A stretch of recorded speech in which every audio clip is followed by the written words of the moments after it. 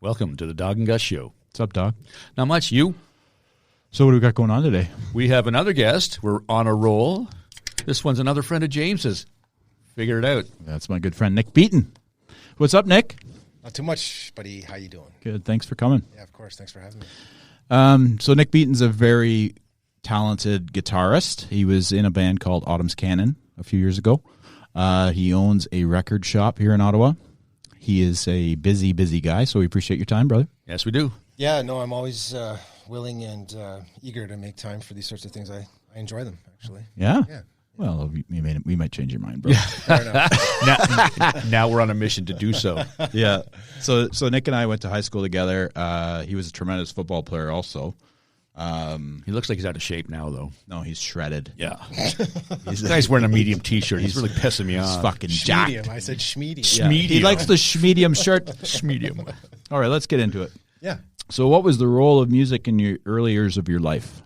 Geez, it was everything. I can't really think of a time period where I didn't have it, you know. My earliest recollection, I mean, geez, I was in a booster seat, so Reeves thought we cut me out, but rolling down the highway in my dad's Dodge Ram listening to Born to Run. You know? Nice. Really, eh? Yeah. That's the earliest piece of music that I, you know, because I've had this thought before and tried to scale back. He wasn't a musician, but he had a very, you know, deep and eclectic collection of music. So, you know, as I got a little older, I started experimenting with his sound system and his stuff, and which sort of catapulted me into, I guess, playing guitar. I think I was around 13, 14 when I started playing and picking it up and messing around with it. And, yeah, I mean, I never really looked back on it. It's just always been a huge part of my life. I mean, high school, going down the hallways between classes, I constantly had headphones on. Walking home from school, it was, you know, I felt bad for my good pal Trevor because we used to walk to and from school, and I don't think we ever said more than 3 words together because I was just always listening and fighting over the Discman. Yeah, of course, the Discman. Exactly. I see nothing wrong with that at all. No, and I can recall, like, in Maryville High School, where we both went. Yeah, I went to Maryville as well. No. Yeah, he did. So. 100 years before you guys. Were you the Marauders or were you the ones? No, we were the lovely, whatever that was. Maroons or something? Yeah, it was just like... You are a Maroon. So yeah, it was like the least intimidating uniform I've ever worn in my life. Marauders. We were badass. I know. But we were Marauders. like, ours was like baby blue. Yeah, but Nick used to cruise around school and he'd always have his guitar. Nice. He never went to class. Yeah, I think at one point I actually had one of those like mini Marshall, you know, the little battery operated amps that you can put on your belt clip. Yeah, that's awesome. Oh yeah. Just driving everyone in the school nuts. Oh, that's awesome. Especially the teachers. Well, everybody loved it though back then. But all right, well, that kind of falls into the first question I had written down here. Like, what's the genre of music that we would be surprised that you listen to? Because you just said your dad was very eclectic, so I'm just kind of wondering: is there a genre that, like, it would surprise us that you listen to it? At this point, I don't know what's surprising because I mean it is a pretty broad palette. Back in those days, I was really in tune with the blues. Nice. Yeah, like deep stuff, acoustic, you know, 30s and 40s era stuff. And then into Buddy Guy. Yep. Okay. So is that because you play guitar? You think that maybe that's why it kind of drew you to the blues because of the guitars? I think an element maybe of old soul, you know, in a younger man was probably present. There you I go. connected with the, you know, the language, the sound, the feel. And I mean, it was part of my evolution as a musician because that's just the type of player that I am. I'm a very feel-based guy. Nice. So like a Willie Dixon or what's his name, Robert Johnson. Exactly. Yeah. Cool. Yeah. You know, Lead Belly. And, Yeah. I mean, On, so right? All the stuff that inspired our 60s rock and roll guys. Very much so, yeah. You know, and that makes sense because like I listened to, you know, like John Mayall Blues Breakers with Eric Clapton. And I mean, that blew my mind, that record, for sure. Changed my world. And you could see like where he got it from. And I mean, I'm not anywhere near Clapton, but at the end of the day, like you could see where Eric got his inspiration. Him, Zeppelin, the Stones, all of them took from the guys from the 40s and 50s for sure. Yeah, Nick's a big Led Zeppelin guy too, from what I remember also. So Okay, so I can overlook the medium shirt now if he's a Zeppelin guy. He's a huge Zeppelin guy. Okay, then I'm okay now. I don't know if he is anymore. Are we friends now? Yeah. If it means anything to you, Nick, we're friends now. Right. It's good until you say something I don't like. Yeah. Well, we'll ask that question later. We're gonna. Yeah. Better answer it right. So yeah, Nick. I remember watching an Instagram video. If you're on Instagram, go follow Nick at Nicholas James Beaton. Correct. Nice. And I remember you playing some blues. So is that the music that you kind of gravitate to when or is it just a feel thing? Like you kind of just go to the guitar and then start strumming away? Yeah, I mean it's a baseline starting point. It always has been. But I'm also a sucker for like good Americana stuff, and like alt folk rock. And especially with the finger picking stuff, I do enjoy. I mean, I was very much electric based up until probably my mid to late 20s, and then someone had introduced me to a style where like your thumb sort of plays the bass line and then your fingers do the melody. It takes a lot of focus. I can imagine. And a little bit of talent, I'm going to say. Oh, he's talented. Yeah. Well, and acoustic slide too, which was something that I kind of just sort of jumped into, and it's just all part of a repertoire, I suppose, that I'm pulling from and drawing from. It's cool. It's cool. Yeah, it's very cool. Yeah. All right. What's your, I love that. I just came up with this question the other day. What's your guilty pleasure as an artist? I'll give you mine. It's a really silly one. There's a group called OXO, O-X-O, and they're from the 80s, and it's like the cheesiest album I've ever bought, but I freaking love it. Mm-hmm. So like what would you, like something you just put on, everybody goes, come on, Nick, really? Lee Hazelwood. Okay. Yeah. Explain. Who's this? Lee Hazelwood. Big producer in the 60s. I mean, he would probably be most known for his work with Nancy Sinatra. Okay, I've heard that name. Yeah, and there's a track called "Your Sweet Love" that, and this is more of a recent, sort of epiphany. But I heard it. It was on a movie or some soundtrack thing, and I often do that. Like something will come up on a movie, and I'm like, oh my god, what is this song? Yeah. Happened with the newest Ghostbusters, Afterlife. I think there was like a whole handful of songs in there that I was just constantly going to my phone. Right. So, Lee Hazelwood has become a bit of a guilty pleasure. She's got this really low baritone style voice. Nice. And, but smooth. Right. And the songs are great. And he was a real stickler. He was a producer. He was more known as a producer. And if you look at his catalog, it's pretty impressive. But yeah, he would hone in on specific sounds in the studio and certain reverbs, and he would do it as many times as it took until it was right. Good. But he does have a body of his own work. Okay. Pretty big one, too. To look that up. We always learn a new one. Yeah, absolutely, and that's what we loved about doing this stuff, man. Yeah, I was telling James the other day, I don't sleep anymore because there's so much new music to listen to and to get into and stuff. Especially a lot of Canadian sleep artists. This week. I've been no sleep at all, man. Yeah. Well, it's endless. And I'm not even anywhere close to Brooklyn. Well, and I went into my role, not to jump topics and questions, but when I came into the role, working in the record shop, I kind of came into it with a sense of confidence that I was like, I can do this. I mean, I didn't understand all the ins and outs of running a business. I had some experience managing, but there's, like anything else, there's a lot of moving parts. But from the upfront perspective, I was like, well, I kind of know my way around music, so this should be okay. And I've learned so much since taking over that store. So yeah, it's insane. Have you been to the store? Which one is it? Turning Point. I have. Yeah, Bank and Cooper. Yeah, Just down the road, I've been there. I've actually purchased some stuff there. I'm going to go see him for the Rolling Stones at El Mocambo, I think. Yes, I have to have that album. I'm going to go see him. I have to have it. Soon. Very soon. So you remember your first concert? Yeah, we set up at Maryville High School, and it was Band Wars. We played, we were talking about Rage Against the Machine before, but we played a Rage song, and it was with, I was on bass. I wasn't even playing guitar. I think they just, in those days, everybody wants to play drums or guitar, right? Let's face it. So, I got thrown into this role, and I was playing with some seniors. I think I was in grade 9 or 10. I was so incredibly nervous. I bet. Killing in the Name of. I had to learn that bass part, which is an epic part. Epic. It is epic. And we were talking. He's going to see them too. We're seeing them in Toronto. But anyway, sorry, Nick. Go on. Yeah, well, there was a few things that went on. I there was some Band War stuff, and I remember we did some. I think my first official band was with Mike Capes and Trevor and a gentleman by the name of Jeff, and we played Hard to Handle by the Black Crows. Sick tune. and a Zeppelin tune, "What Is and What Should Never Be." I think is what we did. Yeah. We talk about Jupe's Basement sometime. Actually, we'll do that after. But yeah, well, it was all in that same world. Yeah, exactly. Yeah. Well, I recall at Marival when you did the Sloan song. That was a good one. Yes. That was a good one, bro. Yes. Yeah. I was graduating that year. You're younger, so it was like they went on stage and played Money City Maniacs. Maniacs. Oh, that's a great tune. Yeah. We even had You had the alarm. I know.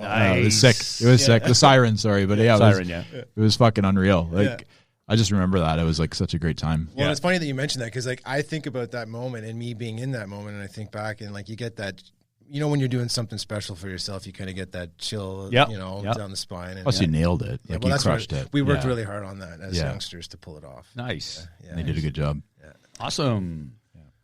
What do you got for him, Dog? Oh, I got nothing left. I'm kidding.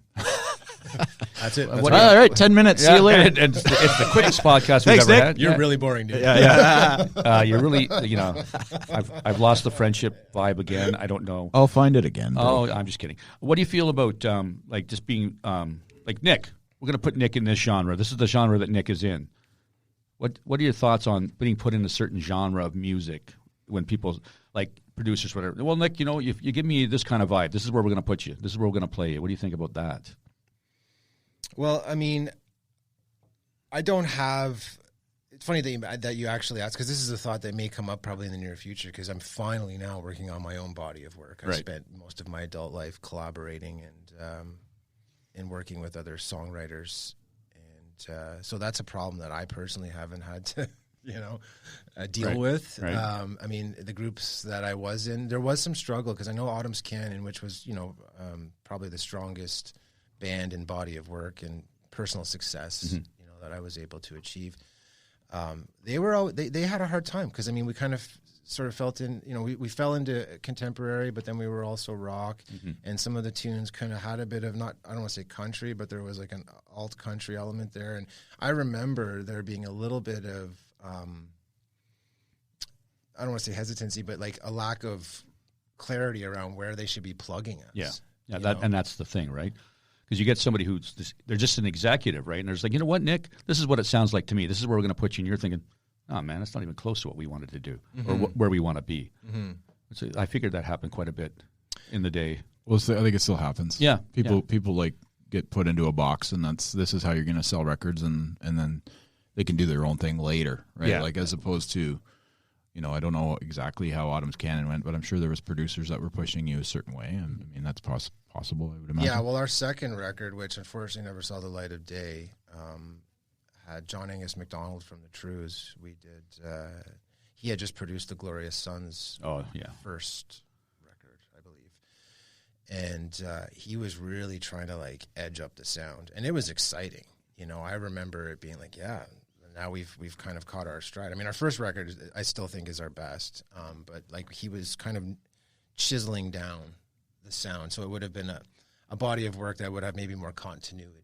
Okay. Whereas our first record was, had a lot of great dynamic, but you could have taken a few songs and put them in one format, and other songs could have gone into this format. Yeah. So it was a little bit more. But for your inaugural thing, it's actually kind of good to do that because then you can sort of lay it all out, and then where do you go from here? Yeah. Right? That's cool. That's a good way to put it. Yeah, and see what works for you, right? Exactly. Excellent. Yeah. So what's your creative process like? Do you just kind of sort of go through some notes and then get to a point where you think you might have a song together, especially now that you're working on your solo stuff? I have to be really, really miserable and then I write the best stuff. That's the kind. I'm like I draw from the melancholy, part of it all. I mean, as a guitar player, I can generally fit into just about any situation and find my find my strength and be there for it. But yeah, I mean, I'm just a sucker for melancholy stuff, Yeah. And as a writer, I'm finding it out that's kind of, I mean, for this part of my journey as a writer, like that's where I'm kind of tapping in because the last few years have been, I mean, let's face it, it's been a tough couple of years. Yes, it has for a lot of folks. Yeah, and to say the least. Try not to have pity parties because there's definitely a whole slew of people that have are in harder times than I. But my own personal version of what's gone on in the last few years is, has helped me sort of draw from that. That's good as a writer. And yeah. That seems like a pretty. Yeah. That's what happened last week with Amanda with her Yeah, album. well, That she was like, yeah. and I'm sure you're both similar in the sense that you kind of go through a shitty time and then you draw from that and you start thinking about what's important to you and then you can write something, right? Yeah, well, it's therapeutic, and if it ends up being a message that people can relate to and it translates into a song, well, all the better, right? Absolutely. Absolutely. You know, and I have a big appreciation. Again, you know, as a writer, putting the writer hat on, you can see like it's a lot. I mean, you got phrasing, you got melody, you got arrangement, you've got all these factors that really have to sort of fall into place. And when they do, you know, you're better off for it, but it isn't always easy. I mean, there's been many times where I've picked up a pen and it's not happening. Yeah. So I drop it and I come back to it or I move on to something else. And, you know, during a lot of the writing that I've done in the last few years happened during the lockdowns, because I would find that getting up, I mean, obviously I had a lot going on and I was trying to save the business and be a good co-parent and do all the stuff I had to do during these sort of unpredictable times. But what's really great is when you can wake up on some days and you don't have a whole day's worth of responsibilities to get through and then start writing. Yeah. You know, it's like your writing is the first thing you do when you wake up. And it's just like, wow. Like you could see why some of the best records of all time are the best records of all time, because that's all they had to work on. Mm-hmm. Yeah, they like go to like a remote place and just... Right? That's it. Wake up, inspiration galore. I think Led Zeppelin 4 is like that, right? Yeah. They kind of went to like some house in England. Yeah, it was a portable studio that was wheeled up and some mansion thing, and and so so it's totally inspirational. And when it's all you've got to work on, and even then, like and with Autumn's Canon work, it was kind of like that when we had situations where our time was covered to be there. We didn't have to worry about all the little background details. It was like we're in the thick of it to cut a record. Yeah. And it's just like cool. The good stuff comes out. For sure. And that was from Big Money Shot, too. You guys won that, didn't you? Yeah, so that's what basically got us rolling into our first record and got us the connections. I mean, at one point we had 604 Records behind us, and then we had Feldman. Joel Baskin was our agent, who's actually got Ottawa roots. And we had a publishing company. We had all the moving pieces that get you going. Yeah. And our first record was done at the Bathhouse, the Tragically Hip studio. Nice. Gord Sinclair produced it, and those are some of the best memories of my time doing anything music related. And then we did the other half in Almont with Ken Friesen, who's a good friend of mine, who's, you know, everything from Sadie's to Hip to Levon Helm. He's just done it all. He's really, really great engineer, producer. And Steve Bays flew in from Almont. And this was all on the label. I mean, it was partly Big Money Shot, but it was partly label. It was sort of, they were working in tandem to create this platform for us to work on. Yeah. Cool. Go ahead. I got nothing right now. I'm just thinking. Yeah, you're enjoying it, eh? Yeah, I really am. That's good. Yeah. I got lots to ask. He's I've only known him he's for very 30 inquisitive years. guy. I was going to say it's 25 plus. Yeah, I think it's 30 when you were playing ball. I was probably playing ball too. But Well, I was thinking about it, and I was like... I played Bel Air, though. You were Myers. Yeah, so. but the Tanglewood days, man. That's right. B-ball on the court with all, Fuck yeah. all those with all the boys. guys. Fode, Khalil, Ray, Raymond. Yeah. Oh, yeah. Ray was an okay athlete. Jeez, yeah. We'll have Ray on the show. He's not through music, but he's a gem. Yeah. Okay, so say you a musician or group, alive or dead, and you could open for them, who would it be? Jeez Louise. Don't know her. I don't know this. Who's Jeez Louise? Who's this Jeez Louise person? She's sick, dude. Yeah. Any band, alive or dead. Or musician. Yep. You use your imagination, whatever you think. Whatever comes first. But remember, you were on the clock here, eh, bud? Yeah, for sure. Just kidding, bro. It's just, I mean, like, that's one of those things, like, who's your favorite band, you know? We asked the probing questions here in the Dawg and Gus show. That's right. Yep.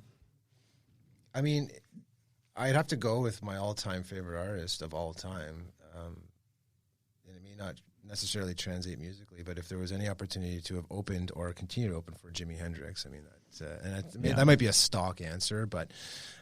no, you're a guitarist, and he's the best of all time. He's my absolute favorite ever. Yeah. I think my first dog's name was Hendrix. So, Shocking. Yeah. I love Jimmy. Yeah. And Dog's got the purple haze I got beard going on. That's right. Now. It's actually For that's what it's ALS, called, right? Yeah, for the ALS Society. Yeah. See, that was the That's right why. answer then. That's why it's purple. Yeah. That's what. Yeah, exactly. The friendship is growing, folks. Attaboy, Nick. Yeah, I guess. Quick on his feet. Yeah, we might have a man crush going on here. I'm not really sure. Oh, come on. We're just boys. We're just boys. But yeah, definitely. I'm a man. I have a man crush on Nick. Yeah, you would if you saw He him. was like the He second coolest guy in school. I was me and then him. Oh, jeez. No, I'm just Wow, I find that hard to believe. No, it was Nick. Nick Yeah. was good at sports and music, and I was just good at sports. Well, you almost had the trifecta He was there. stunningly handsome. But Oh, other than there's that, the trifecta. Sports, music, and stunningly handsome. Yeah. Nick. Yeah, I feel like a real dog in this room right now. Oh, you are the dog, baby. Exactly, and I feel like one. Okay, so we're talking like you're doing some songwriting on your own now. If you had the chance, it's the same kind of question as James or Gus just asked you, but if you had a chance to write with any songwriter, dead, alive, doesn't matter, who would you be? Like the first phone call you're going to make. Hey, I'm making an album. Can you come up and do a couple of songs with me? Yeah. I would really like to meet and or write, or just kind of be in a an artistic environment with Ryan Adams, not Brian. Ryan Adams. Yeah. I love Ryan Again, Adams. just drawing from where I'm at in my head with the body of work that I'm trying to wrap up. He's just for me someone that I actually kind of continually go to for inspiration. Yeah. That's awesome. That's exactly what we're looking for in that answer. Yeah, it's a good answer. And Yep, very good. We all love Ryan Adams, man. Not Brian Adams, but Ryan Adams. Well, I like Brian too, but He's okay. It's not the same. You're right. not the same. No. Like maybe the summer of '69. Oh, there's a bunch. Don't even get me started with the rest of the songs. And now a word from our sponsor. We are currently recording Dawg and Gus in the podcast booth at Stable Studio Ottawa on 403 Bank Street, where they have everything to help your business work, learn, and grow. They are currently offering a clean and safe space to work with desks, offices, and drop-in memberships. More than a co-working space, Studio is a community to help you work, learn, and grow. For more information on pricing, please visit studio.staples.ca or contact the community manager at studio.ottawa@staples.ca for a tour. All right, we're back here with Nick. We totally screwed it up again. That's okay, though. Screw you. Have you ever dealt with performance anxiety? Yeah. In the beginning, a lot. I mean, you talk about that first performance, Sloan and the other stuff. I mean, I was like literally hanging on the thread of like panic, Yeah. Did a pretty good job, I think, of trying to keep it at bay. But there was one time where I was probably actually having an anxiety attack and just, I mean, what do you do, right? You can't leave the stage. You just play through it and hope that you don't faint. I didn't faint, thankfully. No, you didn't. I can attest. But I was in the room. Excellent. early on, yeah, but I mean, when you do it for so long, it just becomes second nature, and you're always comfortable. I'm playing with a local singer songwriter by the name of Christine St. Pierre. She's an incredible singer and all around great human and great writer, and plays a good acoustic guitar. And she's hired me to play a few shows with her. We started playing, I think, just after Christmas. Maybe before Christmas. So like fall, winter of last year. And we hit it off. And we did a couple little things and some studio work. And then I played a show with her 3 Fridays ago. We opened for John Allaire at Irene's. Nice. It was his album party. Yeah, he's great. And the place was packed. And it's weird. Like I was just kind of going through the motions of getting ready, like I always would, and change my strings and kind of do my vocal warm ups and just generally get in the zone. And then I get up on the stage and I'm just like, wow, I'm nervous. This is weird. And it partly to do with the fact that like I haven't been in a like the place was packed, front to back. So and there was a really good energy in the room, but like. Playing in a duo act like that, there's not a lot to hide behind either. Yeah. I sing harmonies with her, and it's really important that it's on. And sometimes if you're in the rock, you got 4 or 5 guys up there all smashing things. If it isn't perfect, it kind of gets it's in. You always strive to do the best you can, but sometimes some of those little subtleties can just get washed in with the sound. So I was like, oh geez, like kind of overthinking about what I'm going to do and how it's going to go. But 2 or 3 songs in, it was just like riding a bike back in the saddle. And you, like you said, there's an energy in the room, right? So you're feeding off of that as well. A positive one, Yeah, sure. and But that's what you want, is a really positive energy. We've talked about this before with James and I, because I get really, when I used to DJ and stuff, I see a room full of people, I'm like, holy crap. yeah. But the only person who knows if you make a mistake is yourself, right? Well, that's it. For the most part. We're our own, I don't want to say worst, but we're our own critics. We hold a bar to ourselves, and I think that's what keeps the professionalism in check, right? And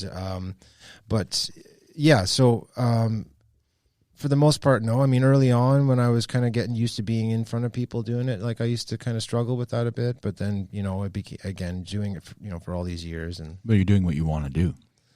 Well, that's exactly it. Yeah. But that still doesn't necessarily compensate for someone who maybe has just a bit of anxiety around public speaking or, being upfront and it's just. Although you can hide a bit, like with the music, I would imagine, because you're talented, so that helps. Sure, but again, prepared. We talk about being our own critics. It's like, we want to make sure we're, everything's in the zone and we're playing it and singing it right. We're not flat, we're not sharp, so, yeah. And it's tough too, especially when you're writing your songs. And say you get up there and it's the most personal song you've ever written, and all of a sudden you're going to sing it in front of 500 people at Irene's, or like 5,000 people. It's like, geez, I hope some people get this. Yeah, well, that's the thing. I mean, you're in a vulnerable position, especially if you've written, some work that is very personal. But again, if you remove yourself from your own head and you think about, just the message in the song, so many people can interpret it in a different way, and you just need to sort of like let go of your own ego on that and just like play it, and people will, because even if you think it's a certain way, someone else might interpret it this way, and vice versa, right? So. Yeah. So true. Play it like you mean it, and that's how people will they'll embrace that. It doesn't matter how you write it. Like, you write it for you, but when you play it for us, we're going to interpret differently because we're not you. Yeah. Exactly. So, and then as long as you say, I find that with music, especially anything that brings memories of say my brother or something like that, right? Like, absolutely. When you lose someone and then you bring music to it, like anytime I hear Dire Straits, I've talked about it before, like Brothers in Arms, I can't even listen to the whole song. And it's nothing to do with a brother, actually. It's just about military and losing somebody, but the song itself just like messes with my mind. Yes, of course. But that's how it's always interpreted. I guess it's all different. Well, music is so situational, right? Like, you hear a song and it takes you back, like you said, like now you're going to hear that Sloan song take you back to high school. Yeah. I hear a song, it's like, oh God. It's funny because that I'm takes 12 me years back old. to Nick's version of it. Because honestly, Nick, you crushed it that day, and I remember that, like, it was like proud of you because we were friends, and I was like, fuck, man, like. Even the siren, and Trevor was on bass, and he was playing lead guitar and singing, and then Jupe was pounding on the drums. Everybody was baked, probably, but that's okay. That doesn't matter. No, I don't think Nick was. Nick probably took it seriously. I've never tried pot. Chiba, y'all. Okay, and now for our new sponsor. Yeah, exactly. Yeah, we're bringing in some, So just a funny question, actually. So what is your useless talent? What does Nick do that's useless, but it's talented?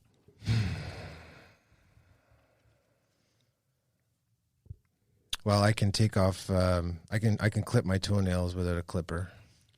That's talent.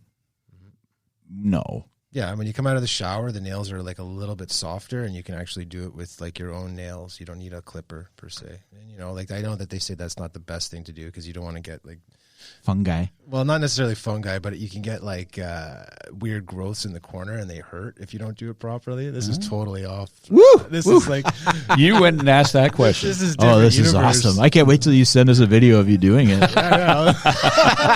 So we can tie it in with the whole podcast. So here's what Nick does after he does a stay tuned shower. to our Instagram page. By the way, fire up some questions on the Instagram page, Facebook page, or Reddit pages anytime. That was a really good answer, though, Nick. That was an awesome answer, yeah. I love it. Okay, I'm going to ask the question because I like asking this question, and I'm getting shot down way too much, and I don't. Okay, so James and I, well, because you're the same age, so I'm going to guess that you're going to say the same thing, but 80s or 90s music? Oh, shit. Go to. 90s. Yeah, see, that was really quick. Well, I'm going to bring somebody in. He was a teenager in those years. I know. But Nirvana came out, and Rage Against the Machine, and Pearl Jam, and Soundgarden, and even Sloan. Like, yeah. Who do I have to compete with? But I'm a big hip hop guy. I know Nick likes some hip hop, but I was always like, Nas came out, and Biggie, and Tupac, and Dre, and I like the West Coast G-Funk era stuff. Nothing like that to me. G-Funk era. Yeah, that to me is hip hop. Yeah. And Tupac's the best ever, in my opinion. Yep. Just because he was so poetic. Like, you could listen to it now and it still resonates. Well, that Doggy Style record and still Snoop, holds up. Yeah. We talked to Mark Leo a couple weeks ago, and he asked the question, 3 influential albums, which I'm going to ask you after this. But first one was Dr. Dre, The Chronic. That was like, I became a man that day when I listened to that 1, 2, 3 into the phone. Snoop Doggy Dogg and Dr. Dre is at the door. Don't mind me. I go off. Keep going. No. So do you have 3 albums that you can think of that kind of brought it around? I mean, obviously Born to Run might be one. Like, that was like...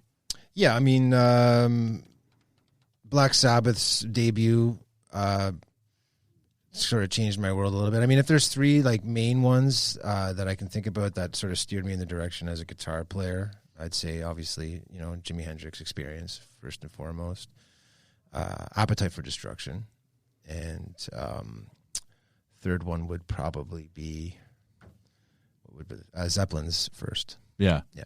Look at that. No 90s in there.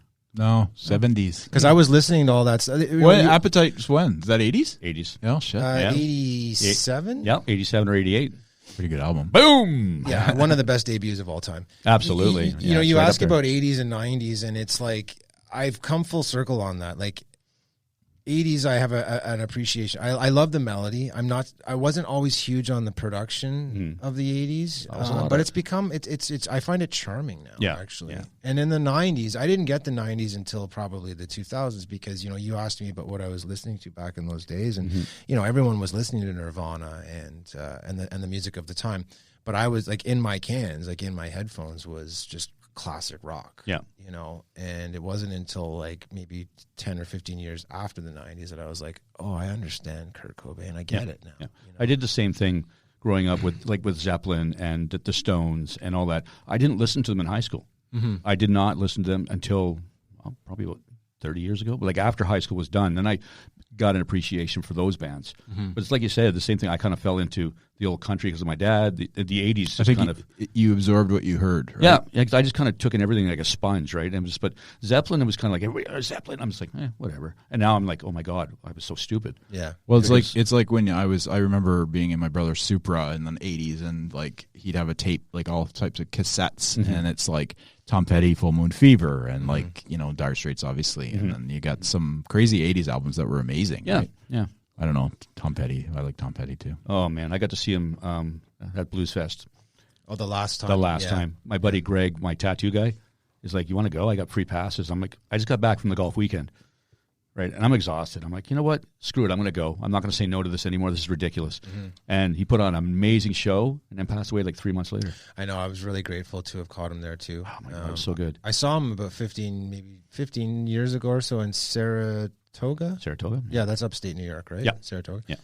There's that amphitheater that they've got. It's an outdoor thing. It's pretty famous. It's the same town that they do a big horse race in every year. It's Saratoga. When we were there, the horse race was on, and it was hard to find a hotel room. Right. Anyways, long story short, we saw him. Crosby, Stills, and Nash opened up for him, and it was just like a hot summer August night in upstate New York. That's awesome. Oh, it was amazing. Nice experience. Got to see him twice in my lifetime. I only got to see him the once, which is I never did. I missed that one. Bad on me. Mike Campbell too, in my opinion, is probably one of the most underrated guitar players.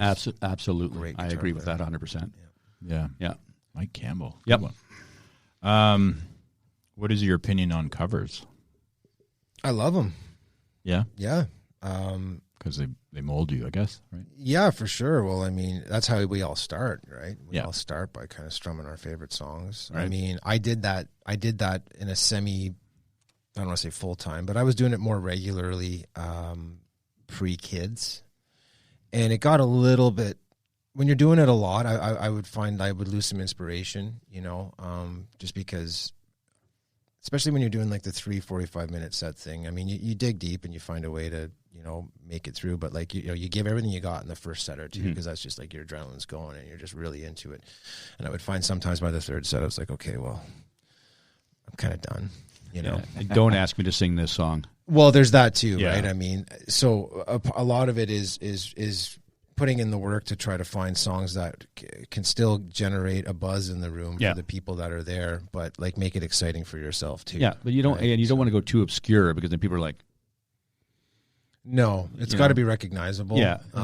Throwing in a B-side here and there doesn't hurt, but yeah, that walking the line of playing something that everyone's going to recognize, but still gives you some personal inspiration. Yeah, right? yeah, absolutely. That's the trick. I'm talking like I'm a musician, right? But I don't even have a clue. No, but you know a lot about music. If you were a DJ, then that's the thing with the DJ, right? Like, I have my list of songs that I hate playing, but to get people up there, to keep them up there, I try my best. I'm not going to put out stuff that I want to listen to. Play the chicken dance. Play the chicken dance. Play the bird dance. Play old time rock and roll. Shut up. Free Bird. Anyway, Free Bird's solid though. Yeah, it is solid. I mean, it's an amazing song. It's not really sick of it. It's not really a song you play at a wedding. No. Unless you're all sitting around the bar at 3 a.m. going, hey, well, it depends on the wedding. Man. Yeah, man. Yeah. Okay. Takes a bit of preparation, dude, to pull that one off. For sure. You know? Yeah. Well, I can't imagine that solo is like insane. That's what I mean. Like, it's like Hotel California. You know, like I mean, people pull it off, and kudos to it. But it's not just something you pull out of your hat. No. You know, unless you've worked on it. Hey guys, guess what? Tonight we're playing this song. Yeah. Oh, we are. Yeah. We're gonna do. We're gonna do all the parts except the guitar solo. Yeah, exactly. Exactly. Nick's taking that. He's like sitting at the pub there. Exactly. Go ahead, boys. I'm just gonna be back here drinking a couple of beers. Pints. Knock yourselves out, boys. Let me know when you're done. Yeah. What else you got there, Muster? I got a bunch. I got one. You go. I was talking to James about this. I wanted to ask you on the album you did there, naming songs. Like, do you think about other artists having a song with the same name? I have a couple of examples. It's not something that I don't think I or in the groups that I was involved in ever really, used as a. Like, I didn't think about it beforehand. Yeah. It's, I mean, obviously after the fact that can be an issue, but yeah. Now, when was that album made? The first one? Yeah, the first one. What year? Do you remember? I think 13. 2014, 2013. Okay, because the songs that, like, you have a song called Wrecking Ball, right? And then another one called Shake It Off. So it's like, is Nick ripping off? But then James was like, no, man, that was done before these guys. We love Taylor Swift. Yeah, we're big T Swift Huge fans. Taylor Swift fans. Who doesn't really? Well, and if I'm not mistaken, I think at one point there were 3 Wrecking Balls because Taylor had one. No, it was Miley Cyrus. Oh, sorry. Okay, Miley. Yeah. And then I think Springsteen had a Wrecking Ball. Yep. And then we had a Wrecking Ball. Nice. So we were hashtagging the shit out of that one. No doubt. We were like, how many Wrecking Balls can we connect to? Exactly. And then you got Shake It Off. And then I think there was another Shake It Off that by a band that Miley Cyrus's brother was in. I can't remember the name of it. But I feel like Alabama Shakes has a song called not Shake It Off, but they say it in the song. Yeah. I love Alabama Shakes. Oh, they're so good. Yeah, great. So good. Go ahead there, mister. But yeah, that was an after the fact situation. So Miley, Taylor, stop it. Yes. Stop copying, stealing our song names. Stop copying Nick's songs. Yeah, they're not talented at all. No, they don't have any. Nick took it. They took it all from Nick. They all took it from Nick. Yeah. What is the most trouble you've gotten into? And I was probably there, but So why are you asking the question? Well, why not? He's probably done something else. Most trouble you've gotten into? You better do something that he knows about, because if you tell him anything else, no. I got into a good amount of trouble in school. As an adult. I'm an adult. Too many now. flirts with the law, but yeah, I mean, most of my ruckus was kind of just pissing teachers off, you know. Nick, I know. How are you going to grow as an artist? How are you going to grow as an artist if you don't break a law or two, man? Come on. Yeah. Well, I mean, I don't think he never was a lawbreaker. It's the same reason I don't He's have a ball breaker. Ball breaker and temper breaker, or patience breaker, I should say. Mm-hmm. But yeah, I mean, I guess I'm getting some suspensions and some. I don't know if I ever got expelled per se. I don't think so. No, but you graduated. I did eventually. Yeah, He was on a 10-year plan. That's right. Yeah. Yeah, he was a couple of years behind us. Yeah. Still better than 20 years. That's right. That's right. Yeah. Is there a style of music you don't like? I don't think like is the word. I mean, I think maybe just haven't had the opportunity to appreciate or accept it into my life. Like, I'm not a huge classical guy, and it's not because I'm a snub towards it. It just doesn't resonate with me. It doesn't really draw like an emotion or a feeling. It's all, and that's the thing too, is like there's some music that's I don't want to use the term mathematical, but it's like some progressive stuff, just my brain gets over. I can't process the amount of like musical information that's coming in, you know. And it's not that I don't like it. It just doesn't do it for me. Okay, so no ELP for Nick. No Bach. No Emerson, Lake and Palmer. There's no. Yeah, well, that's exactly it. Yeah. I mean, they've got a couple tunes that I'd like. Yeah. But they're, you know, predominantly it just doesn't translate. Because they interpreted a lot of classical stuff. Yeah, but did they sing like Lucky Man? Is that Yes, they did. Oh, that's a good which is an great amazing tune. Yeah. And Father Christmas is another amazing song. Yeah. But I mean, on the flip side, I mean, I'll listen to Electric Light Orchestra, for instance. ELO. You know, and like Jeff Lynne kind of pulls from that, but he Yeah. just has a slightly more simplified approach to melody. Yeah. Oh, absolutely. These guys, the AOP is just so. I saw them live once. It was just incredible. Mm-hmm. They went with Doug, a friend of ours, and another guy who's a drummer, and he's watching Carl Palmer. He's like, "How is he doing that? How's he do what?" He's just like completely freaked out by how Palmer was playing. Mm-hmm. And then what's his name? Emerson jumped up on his Moog, pulled out a Bowie knife, stuck it into a key, and was playing upside down. I'm like, all right, that's pretty cool. Yeah. That's far But out. yeah, a lot of people get lost in their interpretation about like a lot of the classical stuff that they did. Yeah. I love it myself. Yeah. Well, and that's the thing. If you have the mind to accept that information that's coming in, I mean, it's brilliant stuff. Yeah. There's no doubt about it. It's progressive music is It's very busy. very busy. Yeah, Busy stuff. busy. Is there a link between ethics and music?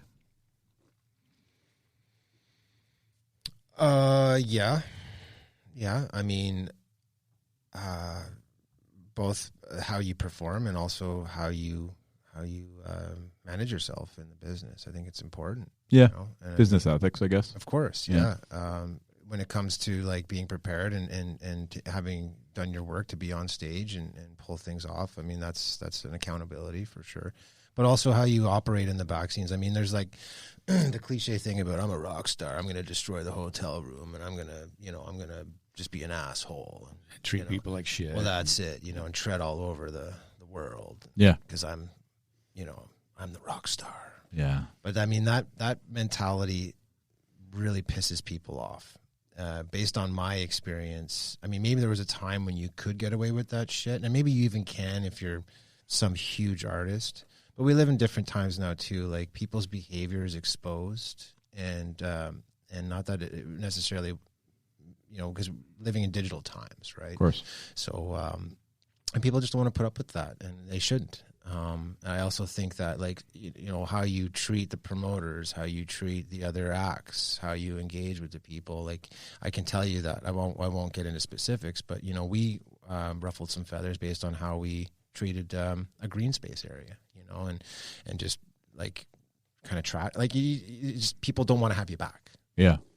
Yeah, you don't want to burn the bridge. Well, and there's enough talent out there that they'll move on to another act that's got equally talented with a good body of work, that are just more respectable and just have a better moral grade, and you'll just be, shelved. Yeah.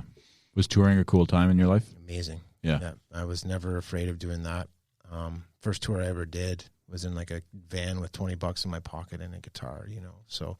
That was at a different time in my life, obviously, less responsibilities and stuff. But even into the years with Autumn's Canyon, I mean, best years of my life. Got to see the country numerous times, from the perspective of an artist, which, has its ups and downs. Not always luxury, but beautiful country, beautiful people, and some really great opportunities for sure. That's cool, man. Yeah, but fodder for more songs, though, right? Exactly. Like you look back and you go, okay, you know what? That's inspirational for me. I'm going to do this. Now, one question I always like to ask now is, how do you feel about all the different platforms for music? Like, it's just instantaneous now.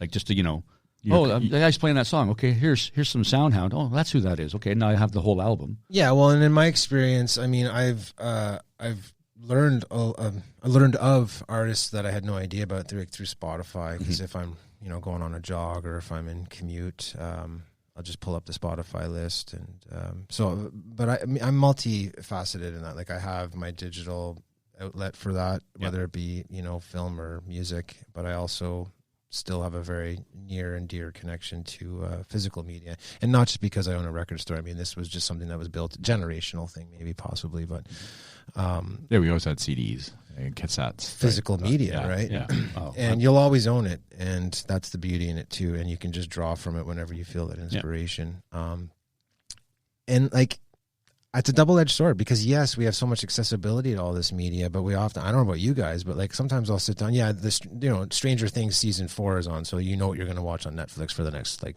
3 weeks, right? Yeah. But I mean, beyond that, it's like sometimes I'll spend 2 hours just scoping through, and I know there's Prime and there's so many channels now, and that's the thing too, is it's all spread out. Yeah, there's So a lot like, of TV. they're kind of hurting themselves in a way by just having, like, you have to have 8 or 9 platforms, and you got to subscribe to each one of them so that you can have all this stuff. It's almost overwhelming in some ways, right? Which, from my experience, like, people come to my shop because they have a specific thing in mind. They know they can just come take it off the shelf. They walk away from it, and then it goes into their library, right? So, yeah. I'd like to state for the record in this room, I've never seen Stranger Things. Not one. It's pretty episode. good, man. It's a good show. I heard that the soundtrack is awesome, but Well, I've never seen the show. You'd love it. I'm All probably 80s. Yeah, so I'm wondering why I'm never watching it. But Take a leap of faith, man. yeah, Check it out. you know what? Get into Because it, my new best friend Nick just told me to, so I'm going to do it. Just the way I roll. Saddest song you've ever heard? Saddest song. Because you are a melancholy guy. Yeah, so I'm interested to hear this.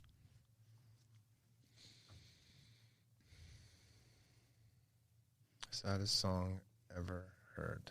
Or maybe one that makes you sad. Yeah. Whatever you want. Yeah, one that gets you right in the feels. I know as soon as I say this, I'm going to walk down the street. But Yeah, we did the same thing, so it's okay. And 10 minutes later, I'm going to be like, oh, it's actually this one, or it's that one, or it's this one. Geez, man.